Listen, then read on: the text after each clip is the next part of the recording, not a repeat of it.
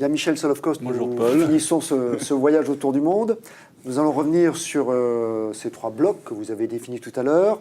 L'Amérique du Nord, l'Europe qu'on va qualifier d'occidentale et l'Asie, du moins l'Asie orientale.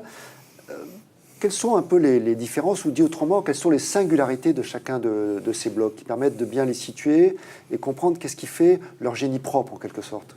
Alors tout à fait, il y a des singularités très fortes, en sachant que par ailleurs, comme on l'a dit précédemment, il y a des points très similaires. Par exemple, dans tous les centres-villes de la planète, vous retrouvez les mêmes magasins, vous retrouvez les mêmes atmosphères, et vous vous dites, en arrivant dans ce centre-ville, mais qu'est-ce que je suis venu faire ici? Parce que si c'est pour retrouver toujours les mêmes magasins avec la même culture partout dans le monde, c'est un peu déprimant. C'est le syndrome McDonald's, voilà, c'est ça. Fréquemment décrit. Mais vous avez tout de même des modèles, des logiques complètement différentes.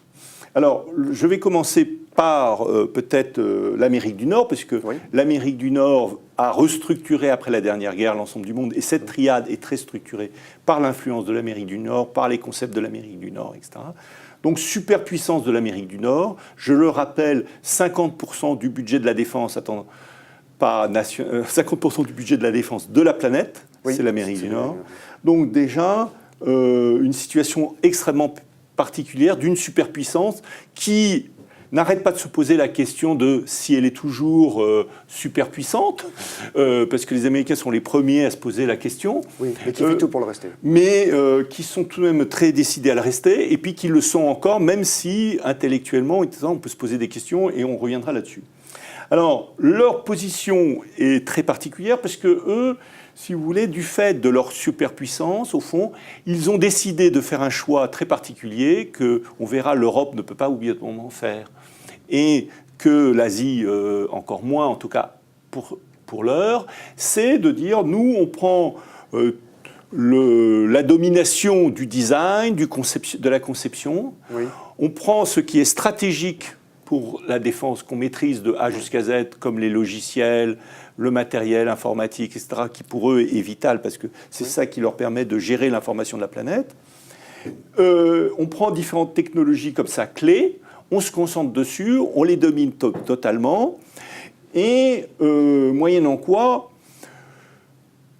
on répand le dollar partout, et on lève en fait un impôt qui correspond à l'émission de dollars. Parce que les Américains sont dans une situation très particulière, unique au monde, où c'est comme dans un jeu Monopoly, ils sont à la fois un joueur, mais aussi la banque. Donc, si vous voulez, ils y mettent du dollar, et ça finance la défense, et ça finance leur expansion planétaire. Donc c'est un modèle très très particulier, et petit à petit, ils finissent par se spécialiser dans la conception, avec des très bons lawyers et aussi la domination planétaire qui fait qu'ils peuvent faire fabriquer n'importe où sur la planète, puisqu'ils vont pouvoir contrôler, assurer que les produits reviennent à temps, que les licences et que les brevets soient protégés, etc. Donc, ils deviennent à la fois les maîtres du monde en termes de puissance, ils sont un peu les meneurs de jeu. Frontal, mais aussi du soft power, c'est-à-dire qu'ils conçoivent à la fois l'idéologie, les produits et tout ça, et après ils font fabriquer essentiellement en Asie, parce que là, il y a des milliards de personnes prêtes à fabriquer pour pas cher, et on reviendra là-dessus. Alors après, l'Europe, complètement un autre modèle. L'Europe, Pourquoi un autre modèle? Parce que vous disiez tout à l'heure que c'est quand même les États-Unis qui ont, à la fin de la Première Guerre mondiale, relancé les capacités européennes et notamment françaises, et dans le cas du Japon. Alors pourquoi? C'est l'héritage de l'histoire? L'Europe, parce que je crois que c'est pour ça que c'est bien de commencer par les Amériques, c'est que l'Amérique ayant récupéré l'or, le dollar, la domination financière, l'Europe, elle ne peut pas faire tourner la planche à billets. Donc l'Europe est, d'un autre côté, du fait de notre modèle social, qui est à notre honneur, on n'est pas non plus des travailleurs low cost. On est des travailleurs chers. Donc, si vous voulez, pris entre les deux, on ne peut pas faire tourner la place en billets. Nos travailleurs, on n'est pas compétitif en termes de travail. Donc, à ce moment-là, on est obligé, et chaque pays le fait plus ou moins bien. Ceux qui n'y arrivent pas se retrouvent en difficulté, comme la Grèce. On a 3 ressources. Une première ressource, c'est qu'on a un patrimoine extraordinaire. Alors, tout de même, on fait valoir ce patrimoine. Et c'est vrai que le tourisme dans toute l'Europe est devenu un must. Notre chiffre d'affaires est, dans une grande mesure, expliqué par le tourisme. Mais derrière ce tourisme, derrière ce patrimoine, il y a des patrimoines de métiers. Et ça, en voyageant dans le monde entier, on se rend compte de ça. Nous, on n'est pas tellement habitués à ça, parce que c'est tellement dans l'air. Mais on sait faire des vestes, on sait faire des très belles chemises, on sait faire des parfums, c'est unique. On sait faire des produits de qualité. Et quand on les garde en Europe, ça donne du travail et ça fait des produits de grande qualité. Il y a une griffe européenne. La griffe européenne est valable. Et ça, chaque pays le fait à sa manière. Alors l'Italie, à travers la mode, les produits de luxe, tout ça. L'Allemagne, pas obligatoirement dans le luxe, mais en faisant des PME verticales très très bonnes sur ce qu'elles font. Qui maîtrisent à la fois la conception et la fabrication. Donc, en fait, ce n'est pas des produits de luxe, mais c'est des produits de qualité, si vous voulez. Et la France, on a Hermès, on a des succès extraordinaires. On a aussi, dans ce sens-là, la seconde place après les États-Unis dans le domaine de l'armement, qui sont aussi des produits sophistiqués, complexes. Vous parliez du TGV tout à l'heure, qui se vend aux États-Unis compris. Voilà, le TGV. On fait des produits. Mais alors, notre enjeu, c'est qu'on ne peut pas... comme les États-Unis, exporter notre dette, et on ne peut pas non plus récupérer du travail venu des États-Unis comme les Asiatiques le font. Alors, donc vous faites vous-même la transition avec l'Asie. Est-ce que c'est l'Asie mystérieuse, l'Asie de notre enfance, dans les livres que nous lisions, ou est-ce que pour vous, l'Asie aujourd'hui est un continent finalement assez facilement décryptable, comme vous décryptez l'Amérique du Nord et l'Europe? Alors, les deux, mon commandant. les deux, parce que, si vous voulez, l'Asie, elle est très décryptable, surtout qu'on a compris l'Amérique du Nord et l'Europe occidentale. L'Asie, c'est très simple. Elle se dit, l'Asie, c'est un énorme réservoir de manœuvre, 2 milliards, on est 500 millions en Amérique du Nord, 500 millions en Europe. Là, on a 2 milliards de gens qui sont notamment en Chine, au Japon, comme vous le savez, des gens extrêmement travailleurs. Donc, ils sont devenus l'usine du monde. Ils sont devenus l'usine du monde. Et c'est là où il faut aller sur place, parce qu'on le sait, moi je le savais et tout ça, mais il faut y aller, il faut aller voir les usines, il faut aller voir ce que c'est qu'un Asiatique qui travaille. Et là, on se dit, bon, qu'est-ce qu'on fait? Non seulement on est sur notre planète, mais qu'est-ce qu'on fait, quoi? C'est ça, Et alors, si vous voulez, ils travaillent comme des fous, ça c'est vrai. Alors je dirais que les Américains du Nord aiment travailler. Je dirais que les Américains du Nord vivent pour travailler. L'Europe travaille pour vivre, ça c'est très clair. Il y a un art de vivre qui fait partie de l'Europe, qui est très apprécié dans le monde entier, qu'il faut savoir garder, mais maintenant comment... Les Asiatiques, ils ne travaillent pas pour vivre, ils ne vivent pas pour travailler. La vie, c'est le travail. C'est autre chose. Si vous voulez, ils travaillent tout le temps. Vous avez des petites filles de 5 ans, des petits garçons de 5 ans, ils sont en train d'étudier les idéogrammes. Il faut qu'ils en apprennent, je ne sais pas, des milliers déjà à l'âge de 5 ans. Ils travaillent. Alors, du coup, à force de travailler... Comment ces 3 mondes les Asiatiques, ils sont à la fois très lisibles, encore une fois, par comparaison, c'est-à-dire qu'ils travaillent, ils récupèrent, ils se deviennent l'usine du monde. Du coup, même s'ils se font payer pas très cher pour faire, par exemple, un téléphone mobile, Apple prend 90%, Foxconn qui le fabrique que 10%, mais tout de même, ça fait beaucoup à la fin.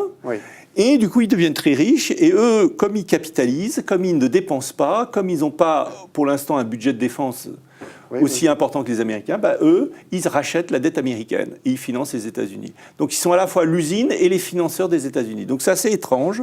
Et là où ça devient mystérieux, c'est que quand vous êtes en Asie, et ça, il faut vraiment y aller pour le vivre, pour le sentir, vous êtes en face d'une grande civilisation. Alors, l'Europe... c'est 2000 ans de civilisation. L'Amérique du Nord, c'est 200 ans. Alors, du coup, les Amériques du Nord, ça... Et puis là, vous avez une civilisation, c'est 20 000 ans d'histoire d'un bloc, les idéogrammes.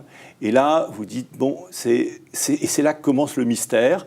Et vous vous dites que, compte tenu de leur taille, 2 milliards, en introduisant l'Inde, de leur habitude du travail, mais et là encore, on voit bien, je comprends beaucoup mieux le décrochage de l'Inde, par exemple. Oui. Parce qu'il y a une éthique du travail chez les Chinois, vraiment le travail, c'est l'essence. C'est la valeur. Et oui. Comme les Japonais, oui. Comme les Taïwanais qui sont en fait des Chinois. Donc, si vous voulez, l'ensemble de ces faits fait que la grande question, c'est, il y a un livre fameux qui en avait parlé, Quand la Chine se réveillera, oui. Le monde tremblera, oui, de Pierre Fitt, oui. Le fameux livre de Pierre Fitt, la Chine est en train de se réveiller. Et ça, tout ce que je viens de décrire, et encore sur une Chine qui est un des pôles, mais qui reste un des pôles. Or, la Chine est déjà dans leur tête, d'ailleurs ils l'ont toujours été, en train de reprendre, de se vivre comme l'Empire du Milieu, de se vivre comme la future grande puissance planétaire. Et dans leur tête, ils le sont déjà, pour une bonne raison, c'est qu'ils l'ont toujours été. Alors une question, je vous demandais d'y répondre brièvement pour des questions des délais. Une civilisation séculaire, vous parlez de la Chine, l'Europe, vieille civilisation, les États-Unis, civilisation plus récente, mais très, très, très particulière, très autonome. Les phénomènes d'innovation, est-ce que vous pensez que les trois ont les mêmes capacités à se saisir de l'innovation ? Alors tout à fait, les trois ont une capacité d'innovation qu'il ne faut pas sous-estimer. L'Europe, parce que d'ailleurs ça a été le continent de l'innovation, il ne faut pas oublier que l'Europe a dominé le monde avant les États-Unis, oui. Et que les États-Unis sont une colonie finalement européenne. Certes, le centre du monde a basculé aux États-Unis lors du siècle dernier à cause des deux guerres qui ont affaibli énormément l'Europe et qui ont donné le bâton de maréchal en quelque sorte à l'Amérique du Nord. L'Amérique du Nord est devenue hyper innovante et sur une logique d'innovation absolument extraordinaire, théorise l'innovation de manière unique au monde, oui. Unique au monde. Oui. Avec une énorme force des États-Unis qui est dans ses gènes en quelque sorte, c'est la multiculturalité, le fait que les immigrés du monde entier, en plus ils les sélectionnent à partir de... S'enrichissent de manière... S'enrichissent, donc il y a une diversité, une richesse extraordinaire. Ce qu'on n'a pas l'Asie, oui. Et l'Asie, alors l'Asie, il ne faut pas sous-estimer parce qu'il y a une telle richesse au sein de l'Asie, entre Asiatiques alors là. Alors, c'est vrai que les Asiatiques sont beaucoup moins ouverts aux non-asiatiques et ils sont aussi beaucoup plus fermés entre eux. Oui, c'est-à-dire que c'est beaucoup plus difficile de pénétrer le Japon pour un Chinois. Donc le Japon reste japonais, la Chine reste chinoise, le Vietnam reste... Mais si vous voulez...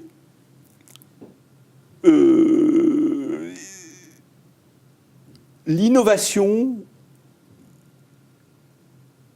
est extraordinaire déjà maintenant dans l'incrémental.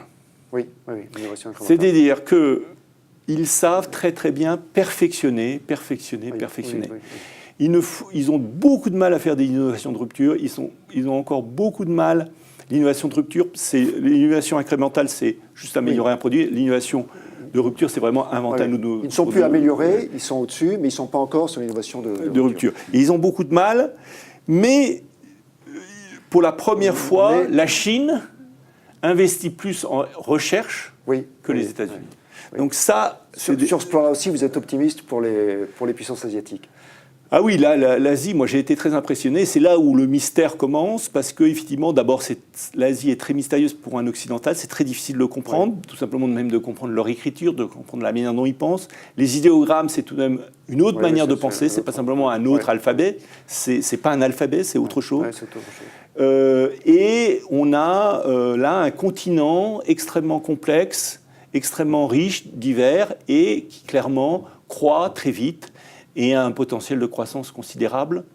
Et on ne voit pas trop ce qui va les arrêter, sinon des problèmes, encore une fois, là aussi, de clivage social, de révolte, etc. Merci Michel pour ce voyage au-dessus de la planète bleue, pour nous aider à comprendre au moins dans différentes parties. Et puis, bon voyage apprenant. C'était un parcours très rapide. Et évidemment, il faudra qu'on fasse aussi des vidéos, des petites rencontres autour de chacune des capitales visitées. On n'est pas du tout rentré dans les détails de chacune de ces capitales. Mais ça sera pour d'autres vidéos. On va faire d'autres petits séjours. Merci Michel.